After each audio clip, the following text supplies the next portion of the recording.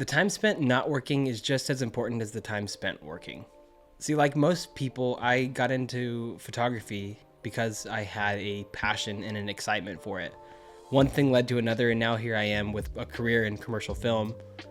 And I still have the passion, but what I've introduced is a level of work and, sustainability that can kind of bog your passion down. You say, I absolutely love what I do and I don't take it for granted. I'm sure there's times where I really am bogged down by it, but it's the greatest gift to be able to create for a living. But again, the element of work can sometimes bog you down, especially if it's something you don't want to do or it's cutting into other aspects of your life, like your sleep, maybe. I don't know. See, something that I think tailors back to when you first start in photo or video or whatever, you have certain projects that you are so stoked to work on. You'll voluntarily spend all your waking hours working on. But then there's the ones that you have to spend all your waking hours working on and you just hate it. And time feels like it's dragging. Sometimes I get in an edit and I just feel like I'm against a brick wall. And usually that wall is myself. But sometimes when I'm up against the pressure of a deadline, I don't have time to just take a break away from it. You have to take time away from work if you want to make your best work. And it shouldn't be just because you want to make the best work. It should be because you want to be the best version of yourself. You want to take care of yourself. You want to give yourself and your family your time. And you want to also be a balanced human and not just be a cog. Maybe I'm speaking to myself there, but I'm just becoming increasingly aware of the byproducts of unhealthy work-life balance and how it affects you and the people around you.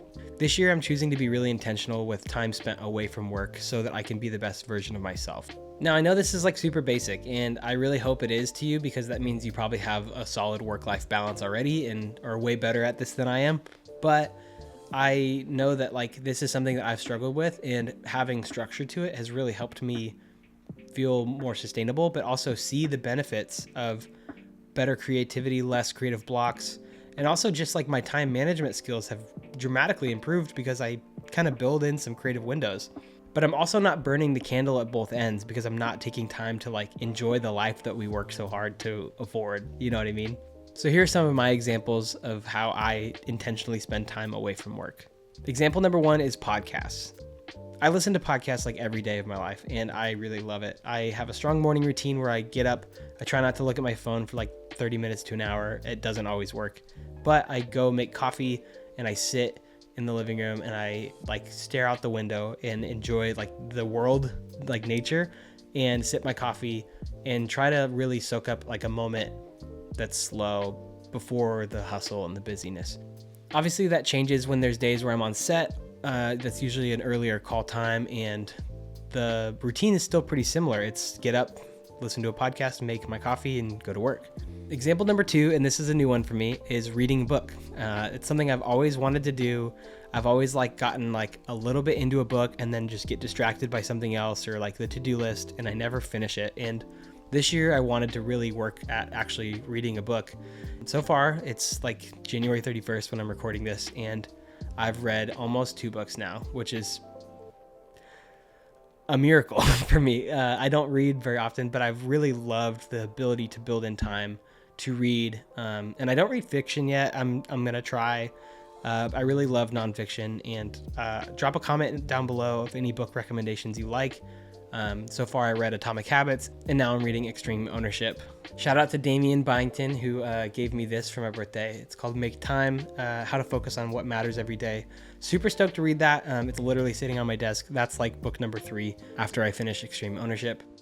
Example number 3 is moving your body. And of course that's basic human function. Go on a walk, go ride a bike or whatever. But literally it's proven if you move your body, it improves your mental. And I think so much of our life, especially in film and creativity, is spent inside of our heads. It's really beneficial. And for me, I try to go on walks through my neighborhood. Sometimes I combine a podcast and walks. That really helps. But also there's times where I really just need to chill out and slow my world down because life feels it's moving really fast or my mind's getting full of all the to-do lists and I need some space to just quiet the world. And example number 4 is something I'm really trying to do more of. It's something I incorporated a lot previously. And that's just time literally sitting down, putting music on and listening to the music for the pure enjoyment of it, not just to like multitask. I used to have this really fun routine where I would wrap a client job, like whether it's an edit or if it was like we'd wrap a project on set, and I'd get home, I would decompress, and I would sit down in the living room with a glass of wine, turn all the Philips Hue bulbs on, like on cool moody lighting, and I would put some jazz on in the background, and I would just sit and enjoy the music. And that's something that really like helps mellow me out. I love jazz, I love wine, and the ability to just sit and just like let your mind wander, let your mind rest, and not be thinking of like the to-do list or the next task or the next project. That was just extremely beneficial. The goal is simply just to live a better life. When you prioritize time spent away from work, it really can shift you out of that I have to mentality and really prioritize like a I get to mentality. And that's like a tough ground, because I think that's a tough balance, because I think it's a good reminder to remember that like we choose this and we get to do this, and it's such a blessing to be able to create for a living. But also, like, I can't deny the fact that it's still work. Like, there's still times where it really sucks, and there's times where the job's really hard or the client's not very nice, and you have to just press through. But I think the simple shift of I get to versus I have to really can help you remember that like you're choosing this, and also like this is a gift in its own.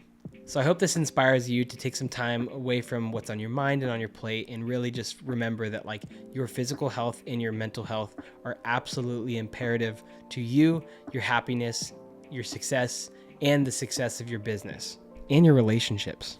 Because if you're not careful, you can slip into burnout, and that really sucks. It's a rut that is hard to get out of and can really cause a lot of damage to you and the people around you. And I want to be transparent. I really struggled making this video because I've been burning the midnight oil. I've been not feeling like I've taken care of myself as much. I've let a lot of my routine slip. And I want to be transparent in that, knowing that like this wasn't easy for me. And what helped me was building out a better structure. So if you see me looking at my screen, it's because I sat there and typed it all out, because I wanted to get out like authentically what I'm trying to say. And I felt like I just kept getting in my head and overthinking it, staring into the lens. Like, it's a little weird to get used to, but you know, I have a really strong conviction to be authentic here, and I want to do that. And so, you know, in this moment, I felt like literally writing out my thoughts was the best way for me to be authentic, even if it is a little choppy. Let me know in the comment section below some of your favorite ways to take time away from work, whether that's book recommendations or anything. I'm not against fiction. Don't come after me in the comments. I just struggle with it a little bit, but I'm open to it, and I would like to at least read a fiction book this year. It might be a small fiction book, but we'll get there. All right, peace out and have a great day. Thank you.